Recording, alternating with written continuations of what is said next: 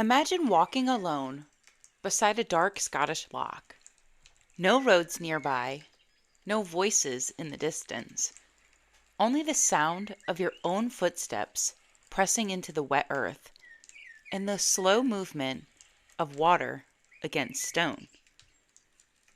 The mist rolls low across the surface, crawling like something alive. It clings to the reeds, wraps itself around the shoreline, turns every shadow into something uncertain. The moon hangs overhead, pale and thin, offering just enough light to make the darkness feel deeper. Then, just beyond the reeds, you see her.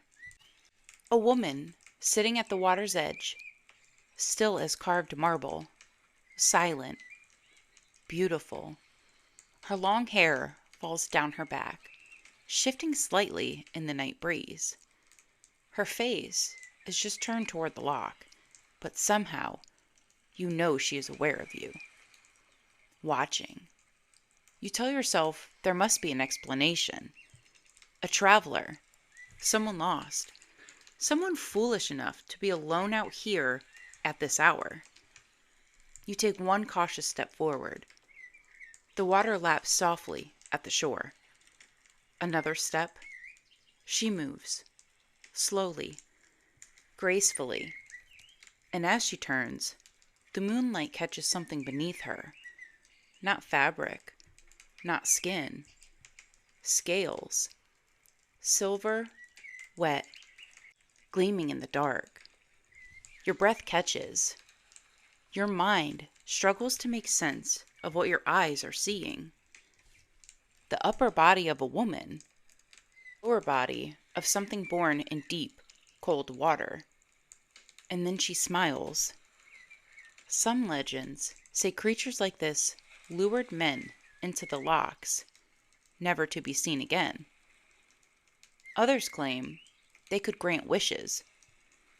Some believed they married into human families, leaving behind bloodlines touched by the sea.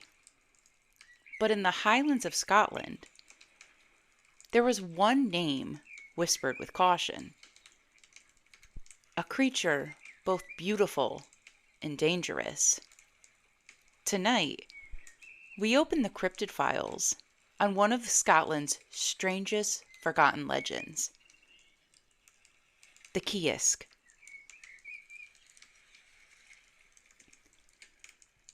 Welcome back to Hexes, Haunts, and Howls. I'm your host, Cupcake. Today is episode 13 of the Cryptid Files, a series where we explore the creatures that lurk on the edges of folklore and fear. There's something about water that never really stops feeling a little wrong to us. Not in an obvious way. Not like fire or heights, where the danger is easy to understand. Water is quieter than that. It hides its threats. It doesn't warn you. It just waits. Think about a deep lake.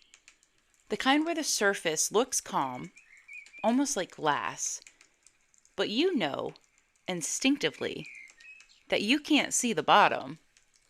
You don't know what's down there.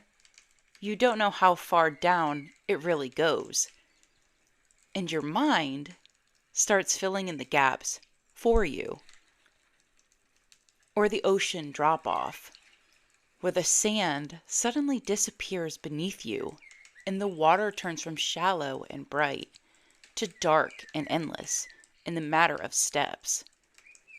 One moment you're fine, and the next, you're standing at the edge of something that feels like it doesn't have a floor.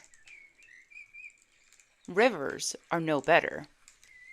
On the surface, they look gentle, moving, familiar, even peaceful. But underneath, they're pulling, cutting, and shifting. There are currents you can't see, bends that you don't expect, and places where the water moves like it has a mind of its own. And then there's night. Misty shorelines at night are something else entirely. The world gets smaller, sound changes, light becomes unreliable, the water stops reflecting the sky and starts swallowing it instead. Everything beyond a few feet starts to feel uncertain, like it might not even be fully there. It's no wonder so many cultures across history built stories around water. Spirits, monsters, gods. Creatures that lived just below the surface, waiting for people who got too close. Because water is powerful, and it's also unknowable. And humans have never been very comfortable with things that we can't fully understand. Scotland is especially rich in those kinds of stories. There are kelpies, which are shape-shifting water horses said to lure people onto their backs before dragging them under. There are selkies, which are seal folk who shed their skins and live as humans. But they're always tied to the sea. Then there's the Ushge, a more violent water spirit said to haunt lochs and coastal waters, far more dangerous than anything seen on land. Each of them reflects the same fear, but in a different form. The idea that water is not just a place, but something alive, something watching. But among all of these stories, among all the creatures said to rise from Scotland's waters, there is one that doesn't get spoken about nearly as often. Not in the same way, not with the same recognition. A creature that sits somewhere between beauty and warning, between myth and something almost remembered. The Ceasg.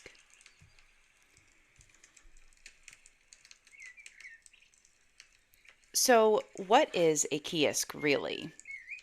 On paper, the description sounds almost familiar at first. Something close to a mermaid, something half human, half fish. But the more you dig into folklore, the more you realize it doesn't quite sit comfortably in that category. The Ceasg is most often described as having the upper body of a woman and the lower body of a salmon. Not a stylized fishtail like modern mermaid imagery. Not something elegant or fantasy-like. A salmon. Real, physical, river-born anatomy. And that detail alone changes everything. Because salmon are not mythical in Scotland. They're real. They're part of the landscape, part of survival, part of everyday life for centuries.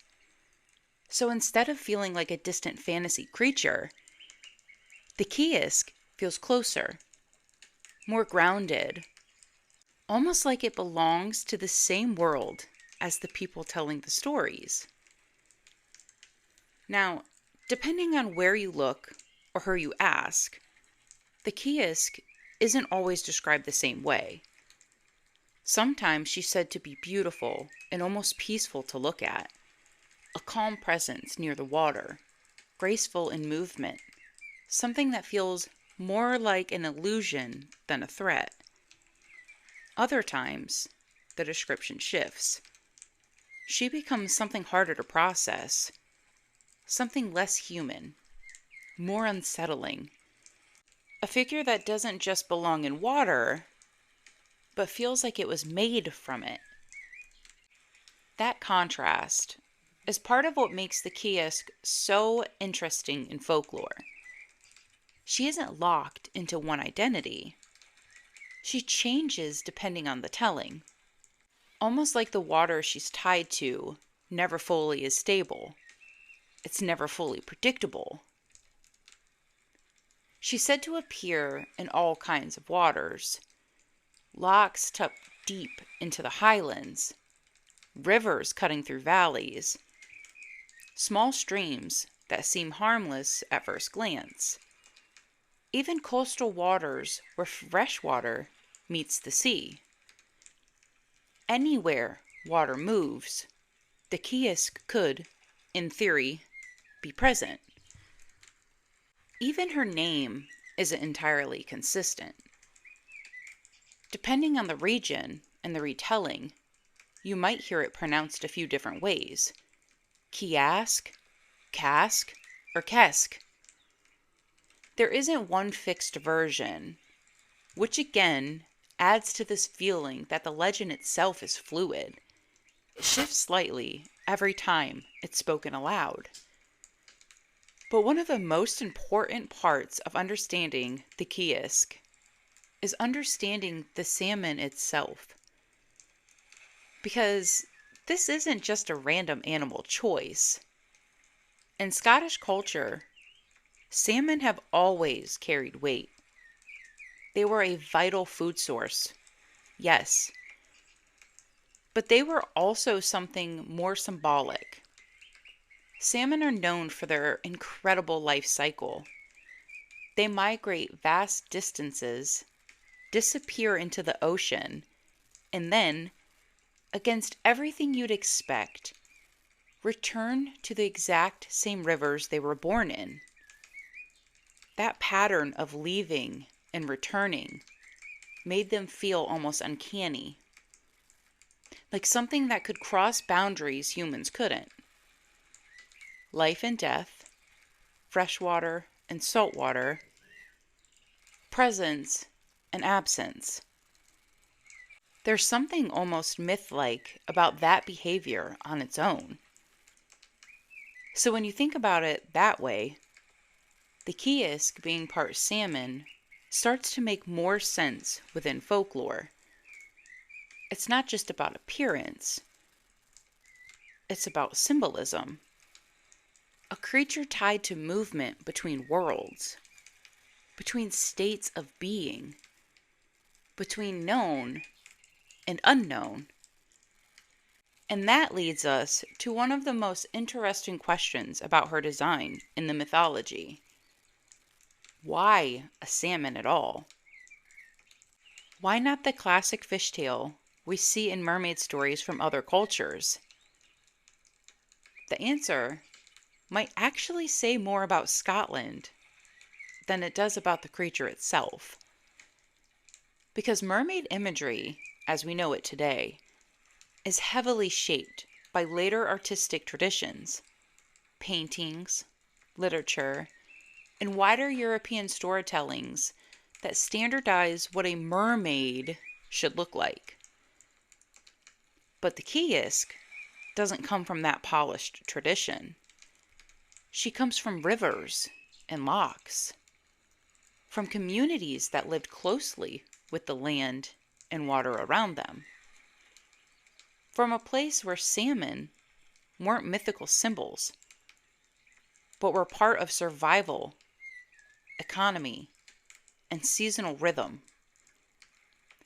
So instead of borrowing an image that didn't belong there, the folklore builds from what did belong there: a woman and a salmon. Human and local wildlife fused into something that feels rooted in place rather than imported imagination. And that's what makes the Ceasg stand out. She doesn't feel like a fantasy creature placed into Scotland. She feels like a creature that could only exist there.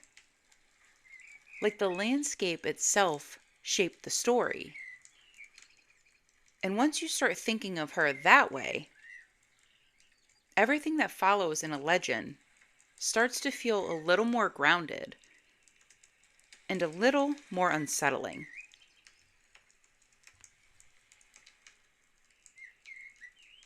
When people hear the word mermaid, there's usually a very specific image that comes to mind. Something elegant, something cinematic, a beautiful figure rising from a calm blue water, long flowing hair, a soft, distant expression, sometimes a comb, sometimes a mirror, a voice that sounds more like music than speech. Modern mermaids are often romanticized, softened over time. They've been turned into symbols of curiosity, longing, even innocence in some stories. In a lot of modern interpretations, they feel almost safe, like something you could imagine in a painting or a fairy tale book without ever really fearing it. They belong more to a fantasy than to survival. But the Ceasg doesn't fit into that world at all. Where mermaids feel polished, the Ceasg feels raw. Where mermaids feel like a story shaped by imagination, the Ceasg feels like something shaped by environment. She isn't described as drifting through endless open oceans in elegant isolation. She's tied to places that feel closer, tighter, more immediate. The lochs, rivers, and streams. Bodies of water people actually lived beside, worked beside, feared in practical, everyday ways. And that changes the tone completely. The Ceasg isn't a distant ocean myth. She's something that could exist just beyond the edge of where you stand. Another key difference is how they feel in the stories themselves. Mermaids are often written with a kind of romantic tension. Even when they're dangerous, there's usually a sense of tragedy or beauty attached to them. They're often misunderstood or longing for something human. The Ceasg, on the other hand, doesn't carry that same romantic framing. She feels older, less refined by storytelling traditions that try to soften monsters into something poetic. There's a wildness to her. Not in the chaotic sense, but in a natural one, where she belongs to something older than human storytelling conventions, something that doesn't need to be explained in terms of emotion or morality, just existence and danger. That's another major distinction, how danger is presented. With mermaids, danger is often seductive in a stylized way, a pull towards beauty, a loss of self through enchantment. It feels distant, almost symbolic. But with the Ceasg, the danger feels more physical, more immediate, less metaphor, and more consequence. Water doesn't need to be romantic to be dangerous. It just needs to be deep, cold, unforgiving. And that is where the Ceasg sits in folklore. She doesn't feel like a fantasy princess of the sea. She feels like a warning that came from people who understood water very well. People who knew what it meant to live beside it, to depend on it, and to lose others to it. So if mermaids belong to the world of fantasy and imagination, the Ceasg feels closer to something else entirely.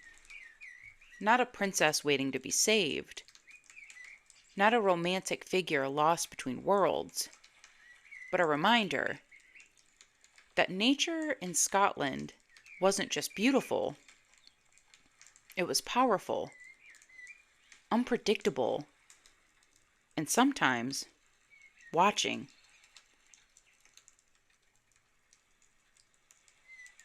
There are parts of this legend where things start to feel less like folklore on a page and more like something you'd hear spoken quietly, late at night, when no one really wants to go into much detail. Stories passed down, not because they were proven, but because they were remembered. And most of them start that way, with water and with someone alone. Travelers walking paths that cut close to lochs after dark. Fishermen out longer than they should have been, waiting for nets or lines to settle. People moving between villages when the light was already gone and the landscape had started to blur into shapes instead of certainty. And then something changes. It's never loud at first. Sometimes it's just a sound, a voice, singing. Not the kind of singing you expect from a person calling across water. It doesn't sound strained or distant. In some versions of the story, it sounds close, like it's coming from just beyond the next bend in the shore. Soft, clear, almost inviting. And in other tellings, there's no singing at all. Just silence and a feeling like being watched. One of the most common images in Ceasg folklore is the figure near the water's edge. A woman sitting on rocks just above the tide line, or standing in shallow water where the loch meets land. Sometimes she's combing her hair, sometimes she's still, as if waiting. And the strange part is how ordinary she can seem at first glance. That's what makes this story unsettling, because nothing about her initially feels like a warning. She looks like someone who could be lost, or resting, or waiting for help.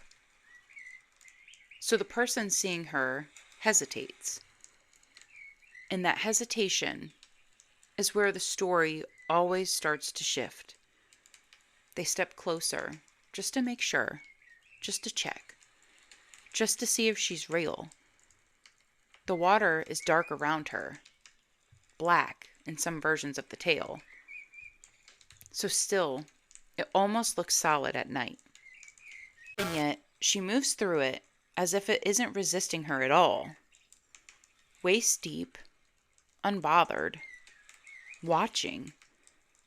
And there is always a moment, always that feels like a decision point. Do they call out? Do they turn back? Or do they step closer again? Because in folklore, that's when the world stops behaving normally. The distance between shore and water doesn't feel fixed anymore. The mist gets heavier. The sound of the wind seems to fade. Even the person's own footsteps feel quieter than they should be. And the figure doesn't move away. She stays there, waiting, sometimes smiling. And then, in the oldest versions of these stories, there's no dramatic struggle, no obvious violence, no clear explanation, just the person moving forward, and then they're gone. Not always described as being dragged under, not always described as drowning in visible ways. Sometimes it's just that they never return, as if the water simply closed over them and decided not to give anything back. No body, no answers, only absence. And of course, when you step back from these stories, there are a lot of other ways to look at them. It's easy to wonder if they were warnings more than accounts. Because Scotland's waters are not forgiving places. Cold lochs, sudden depths, hidden currents, even experienced swimmers can misjudge distance, stability, temperature, or visibility. And at night, especially in fog, it becomes even easier for the mind to fill in what it thinks it sees. A distant shape on the rocks becomes a person. A ripple in the water becomes movement. A reflection becomes something standing there. Exhaustion, low light, isolation. All of these things can reshape perception in ways that feel completely real in that moment. So it's possible these stories were created, or at least reinforced, as warnings. Ways to keep people, especially young men, from wandering too close to dangerous water at night. From taking risks in places where rescue wouldn't be easy or even possible. But there's another layer to it too. Because folklore doesn't just survive on practicality alone. It survives because people believe it means something. And that leads to the harder question. Did people truly believe something was watching them from the shoreline? Not just as a metaphor, not just as a warning, but as a presence. Something intelligent, something aware, something that could sit just beyond the edge of visibility and choose when to reveal itself. In the quiet of royal life, where stories were told more than they were written, those boundaries between explanation and belief often blurred. And once a story like that takes hold, it doesn't really matter whether every detail is literal or not. What matters is the feeling it leaves behind. That sense that water is not just water. That shorelines are not just boundaries between land and sea, but places where something else might be waiting just out of sight, listening and watching.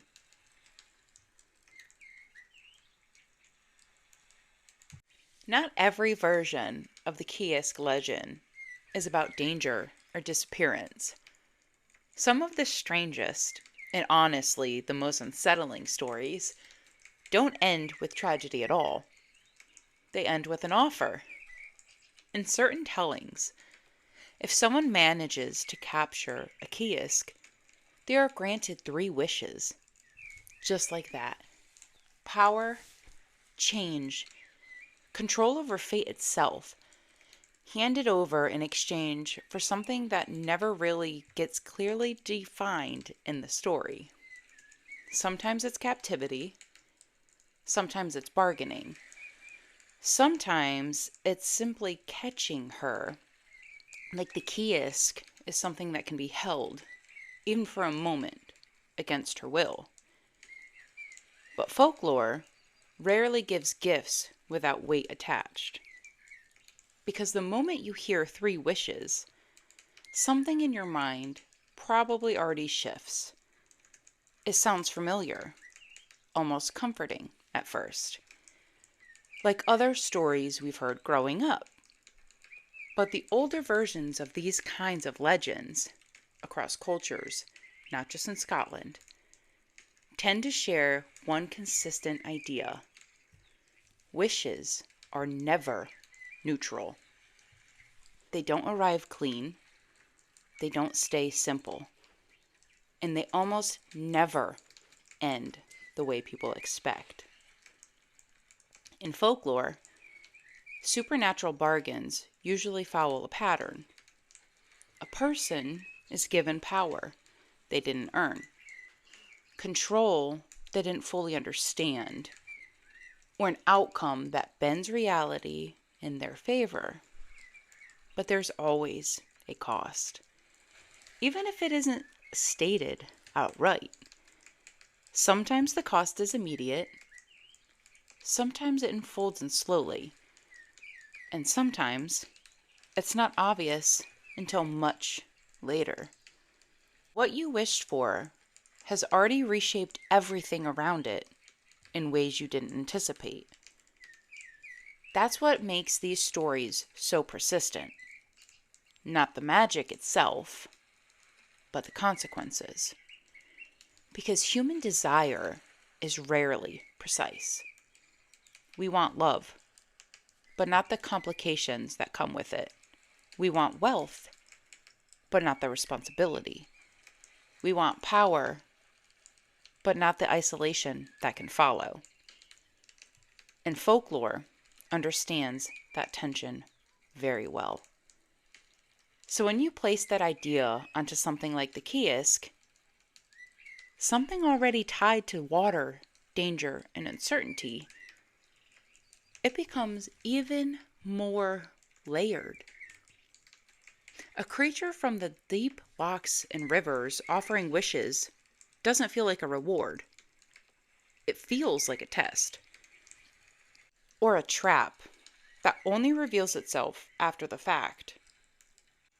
And depending on the version of the story, that capture isn't always described in a clean or heroic way either. Sometimes it's accidental. Sometimes it's desperation. Sometimes it implies restraint or forcing something wild into control. Which raises another uncomfortable idea. Even if the wishes are real, what does it mean to take them? And that's where this part of the legend starts to shift from folklore into something more reflective. Because the Ceasg isn't just a creature in these stories. She becomes a threshold, a moment where human intention meets something older, deeper, and not fully understood. And that's usually where folklore stops being about the creature and starts being about the person. So it's worth asking, honestly, if you were sitting there on the edge of the dark water, mist curling around your feet, and you realize something beneath the surface could give you anything you asked for, would you step closer?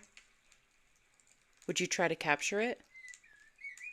And if you did, what would you even ask for? Most people think they already know their answers to the questions like that. We all like to believe we'd ask wisely, carefully, selfishly even. But folklore tends to suggest otherwise. Because the moment desire enters the equation, clarity gets a lot harder to hold on to. And that's the quiet tension at the heart of this version of the Ceasg story. Not just what is she, but what people are willing to risk when they believe something in the dark might be able to change their lives.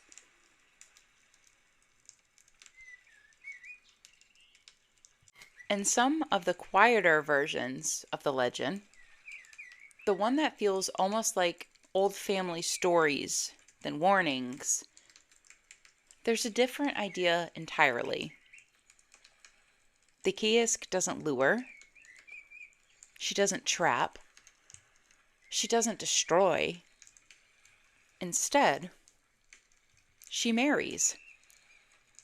In these accounts, Ceasg women are said to take human husbands, not in moments of fear or desperation, but in a way that feels almost ordinary, in a way folklore sometimes does.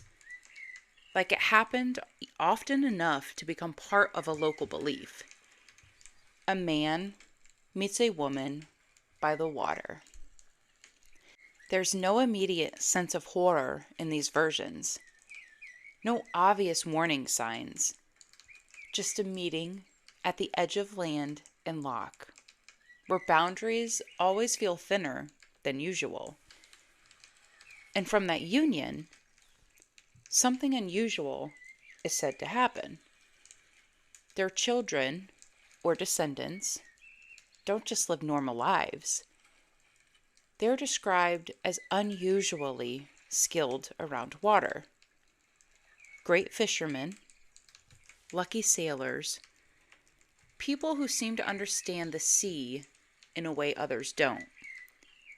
As if something in their bloodline has adapted to it, as if water itself recognizes them differently. And that idea changes the Ceasg completely, because instead of being purely a threat from the depths, she becomes something more complicated, something that interacts with humanity in a lasting way. Not just an encounter, a connection, a lineage.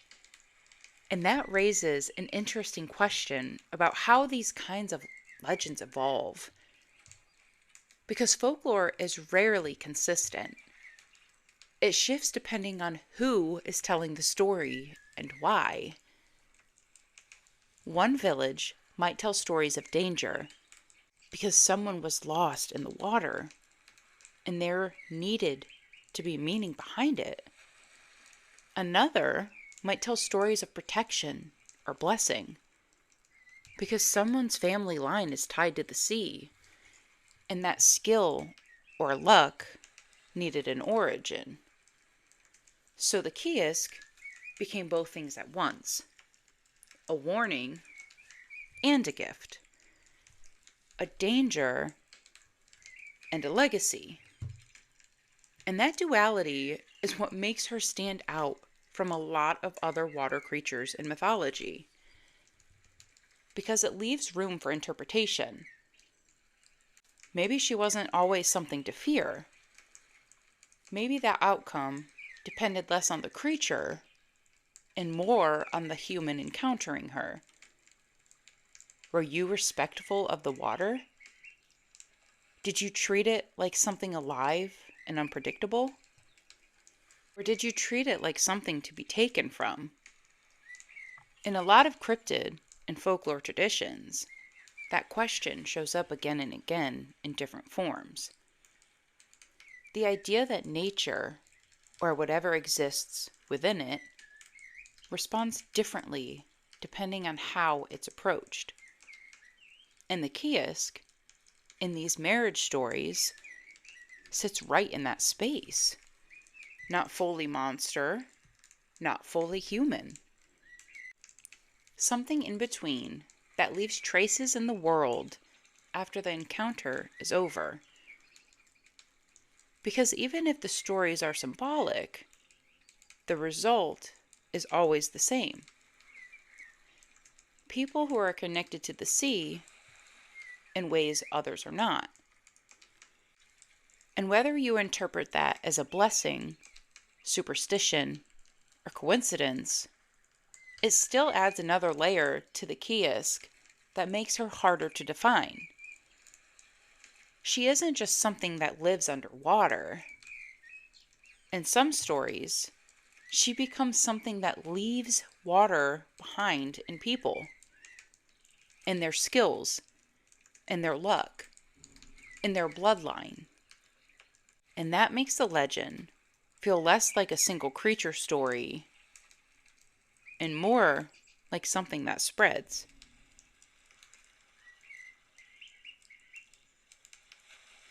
Up to this point, the Ceasg has felt flexible, sometimes a warning, sometimes a mystery, sometimes even something almost neutral, depending on who is telling the story. But like a lot of folklore, there's a layer underneath all of it, a much darker one. In certain versions of the legend, the Ceasg is not a misunderstood spirit or a strange water being caught between worlds. She is something far more dangerous. In these accounts, she doesn't lure people accidentally or passively. She hunts them. Travelers near water don't just see her by chance. They encounter her presence as something intentional. A figure that doesn't simply exist in the environment, but seems to choose when to reveal itself. And when it does, the outcome is not ambiguous. Some stories say she devours people. not in a symbolic sense, not as a metaphor for drowning or disappearance, but as something physical, immediate, and final. A predator in the water that takes what it wants and leaves nothing behind. Other versions go even further. In some regional retellings, the Ceasg is tied to sacrifice, not always in a ritualized, organized sense, but as an expectation, a demand placed on those who live too close to her waters. An unspoken agreement between human life and whatever is believed to dwell beneath the surface. Something must be given, and if it isn't given willingly, it's taken. There are also stories that lean into something more supernatural and harder to define. In these versions, the Ceasg cannot be killed in any normal way. Weapons don't matter. Distance doesn't matter. Even attempts to trap or destroy her physical form fail. Because what people are actually dealing with is not just a body in water, but something anchored elsewhere. Her true self, or her soul, is said to be hidden away, protected, separated from the form that appears in the world. So even if what is seen is harmed, it doesn't end the story. It only interrupts it temporarily. This idea isn't unique to the Ceasg, of course. A lot of older mythologies include beings that cannot be fully destroyed because they exist partly outside the physical world. But when you apply that concept to the water-based creature, it becomes especially unsettling. Because water itself already feels difficult to control. Now imagine something inside it that also cannot be fully contained. That combination is where the Ceasg shifts from folklore creature into something closer to old world monster mythology. Not necessarily because it's more real, but because it reflects a different kind of fear. Not just fear of drowning, but fear of water might contain that human beings can't fully understand or defeat. And what makes all of this even more interesting is how inconsistent the Ceasg becomes across regions and generations. Because in folklore, consistency is not the goal. Survival is. Stories change depending on who needs them, where they're told, and what they're trying to explain. One village might remember the Ceasg as beautiful, something seen briefly at the water's edge, tied to luck, or ancestry, or strange encounters that couldn't quite be explained.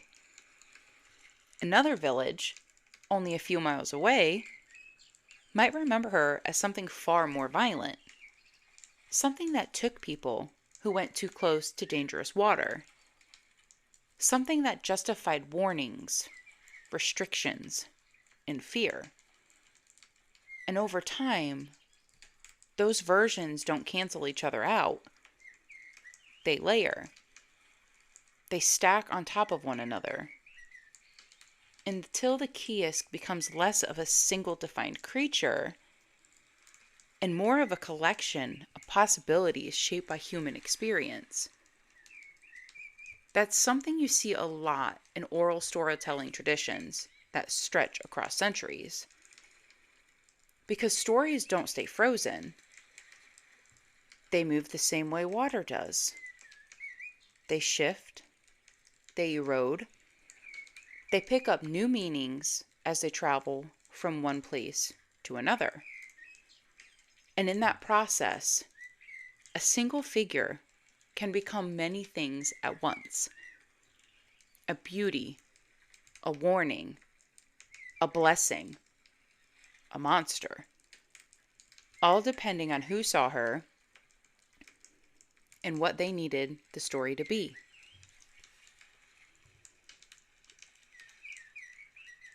At this point in the story, it's worth taking a step back for a moment. Not to dismiss the legend, but to look at what might have been happening in real world when people saw the Ceasg. Because almost every folklore creature, no matter how strange, usually has a place where myth and reality overlap. And water is one of the easiest places for that overlap to happen. Start with something simple. Seals. In Scotland, seals are common along coastlines and in colder waters.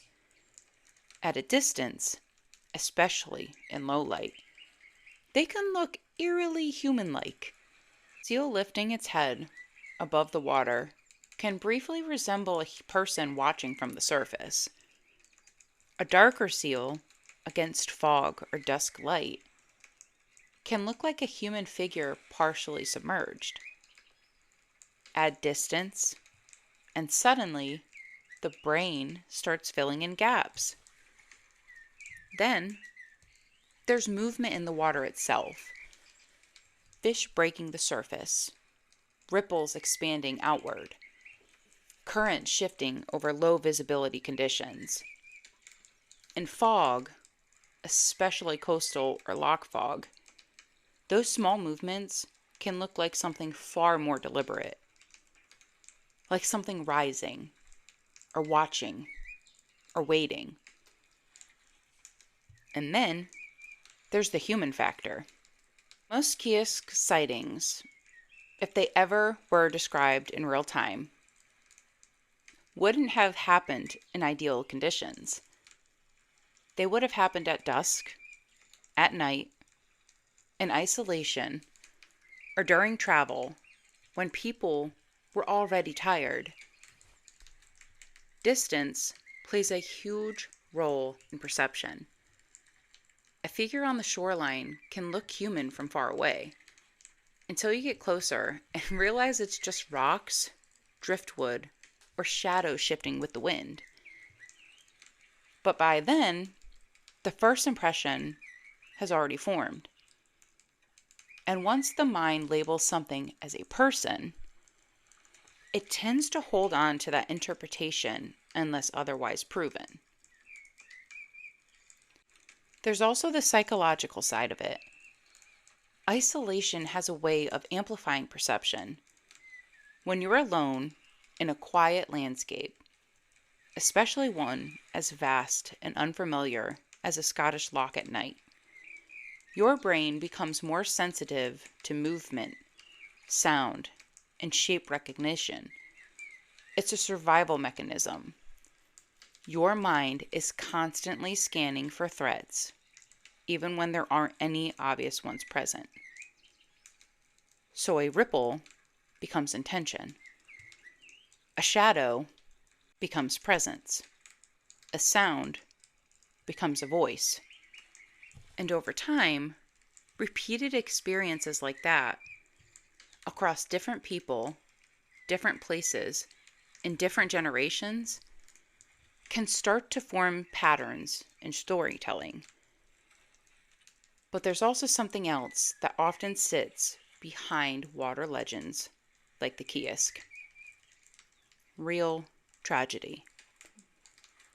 Scotland's waters are not forgiving. Cold temperatures alone can be dangerous. Hidden currents in lochs and rivers pull people under quickly. Sudden drops in depth can catch even experienced swimmers or fishermen off guard. And when someone disappears near water, there is often no clear answer left behind. No body, no explanation, just absence. And human nature doesn't like unresolved absence. So stories form. Stories that give shape to something that otherwise feels random or senseless. A reason, a face, a presence behind the event. But even if you account for seals, fog, perception, isolation, and natural danger, there's something that keeps these legends from disappearing completely. Because water woman stories don't exist in just one place. They appear in different forms across the world. Different cultures, different coastlines, different languages. Figures that live in water, that appear human at a distance, that lure or watch or vanish beneath the surface. Which raises a question that folklore doesn't really answer cleanly. Why? Why does the same kind of story keep appearing in so many different places, separated by distance and time?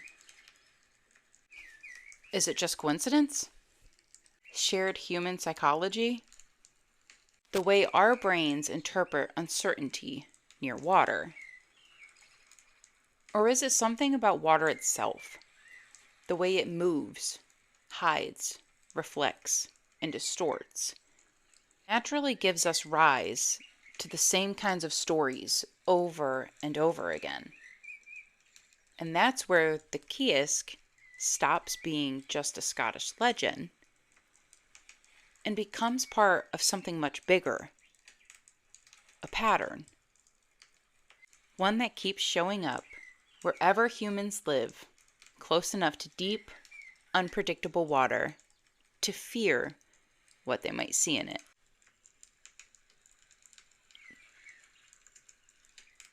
Some places in the world feel like they're built for stories. Not in an obvious way, not like a theme park or a movie set, but in the way the land itself holds atmosphere, in the way light behaves, in the way silence sits between things. Scotland is one of those places. You see it in the landscape first. Ancient stone structures that have stood long enough for their original meaning to fade into mystery. Standing stones that feel less like architecture and more like questions left behind. Ruins where no one remembers every detail, but everyone remembers the feeling of being there. Then there's the weather. Mist that doesn't just roll in, it settles. It softens everything it touches. It turns distance into uncertainty, and familiar ground into something unfamiliar. You can walk the same path you've walked before and still feel like the world has changed slightly when the fog arrives. In the water, it's always there. Cold, dark waters that don't reflect the sky the way you expect them to.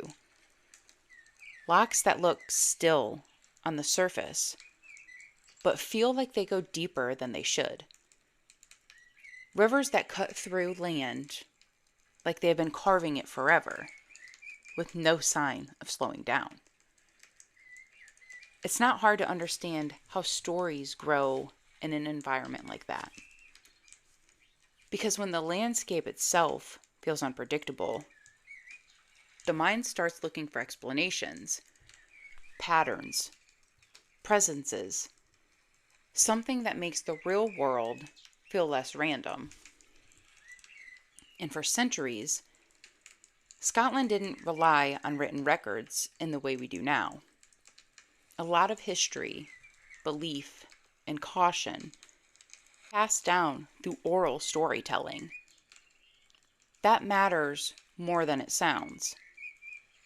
Because when stories are spoken instead of written, they don't stay fixed. They evolve slightly each time they're told. A detail changes, a tone shifts, a warning becomes a myth becomes a memory, And over generations, those changes stack. So a single encounter near water might become a warning story, then a creature story, then something that feels ancient and established, if its origins were much more recent than people realize. Add that to the way people lived in those environments, often close to nature, dependent on it, and fully aware that survival wasn't guaranteed in harsh conditions, it becomes easier to see why the legends would feel less like an entertainment and more like understanding the world. Stories weren't told just for fun. They were used to explain danger, to preserve memory, to give shape to uncertainty. And in that kind of environment, creatures like the Ceasg don't feel out of place. They feel like they belong there. Because Scotland isn't just a backdrop for folklore, it's part of what shapes it. The land, the weather, the water, the isolation. They all contribute to a sense that something could be just beyond what we can see. And the Ceasg fits perfectly into that space. Not because she has to be real, but because in a place like this, she feels like the kind of story that should exist.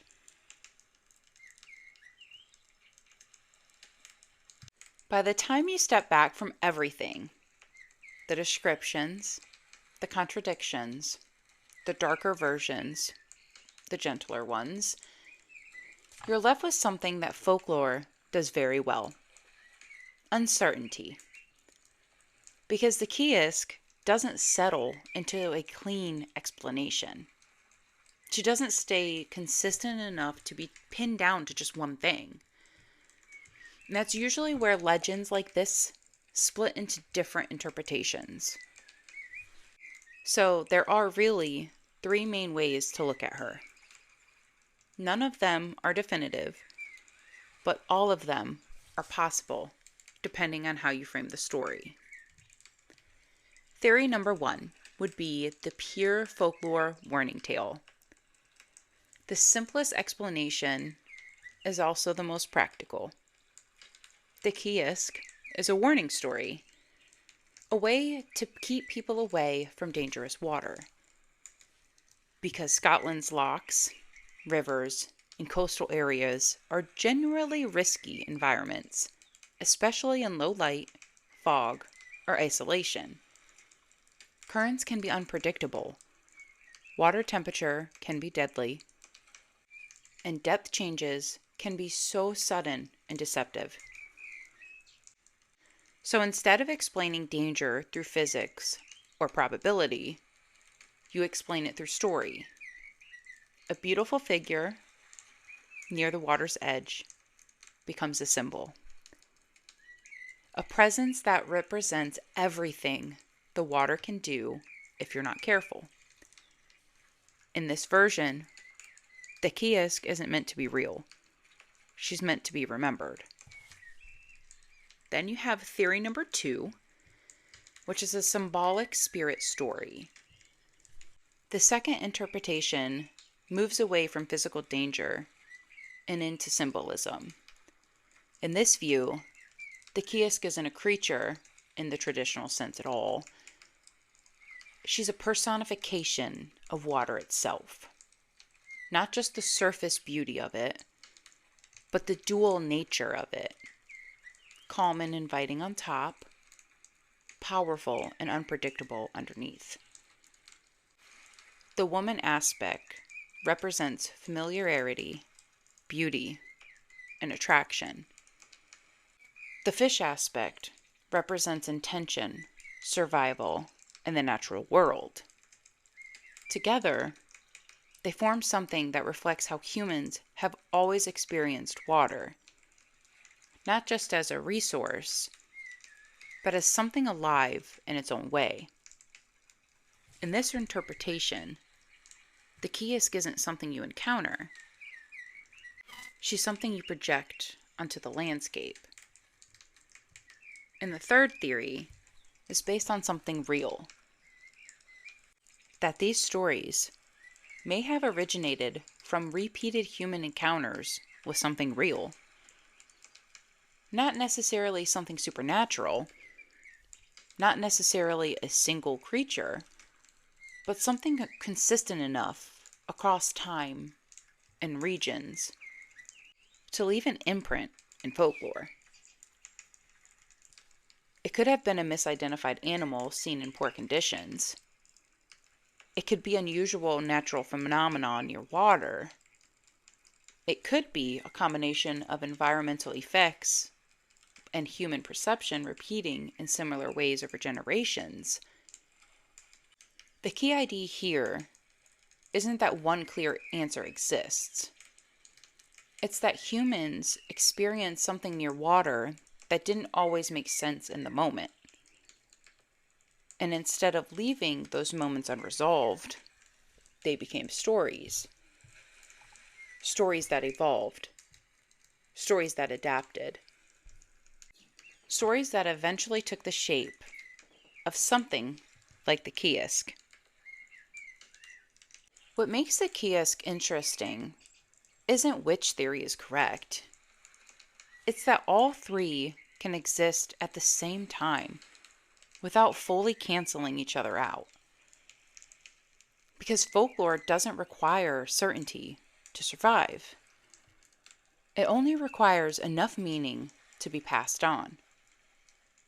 And in that sense, the Ceasg is less about proving what she is and more about understanding why people keep telling the story in the first place. Because whether she was a warning, a symbol, or a memory, she stayed in the water. And people kept seeing her there.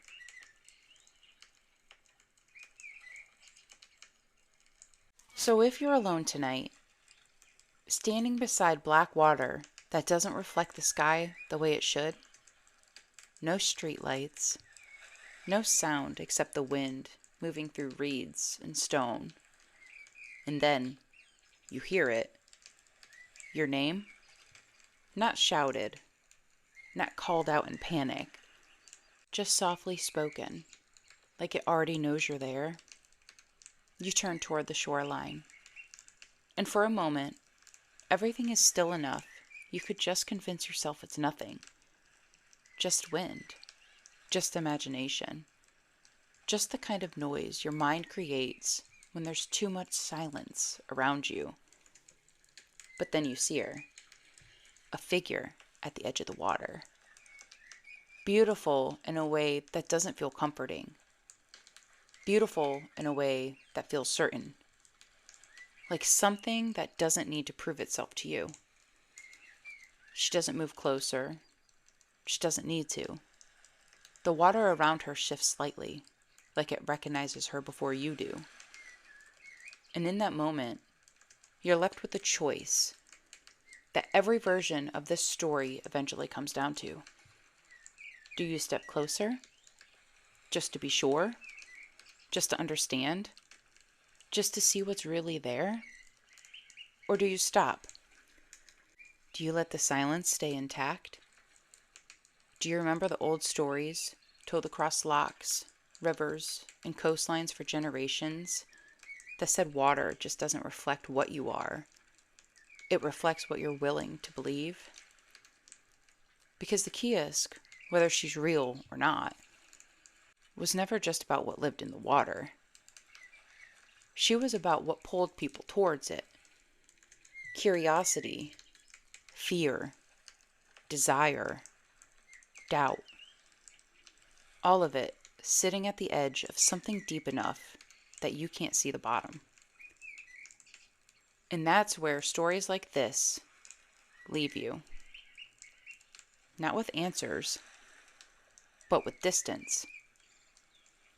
Between what you think you saw and what you decide to walk away from. lock your doors, trust your instincts, sleep carefully.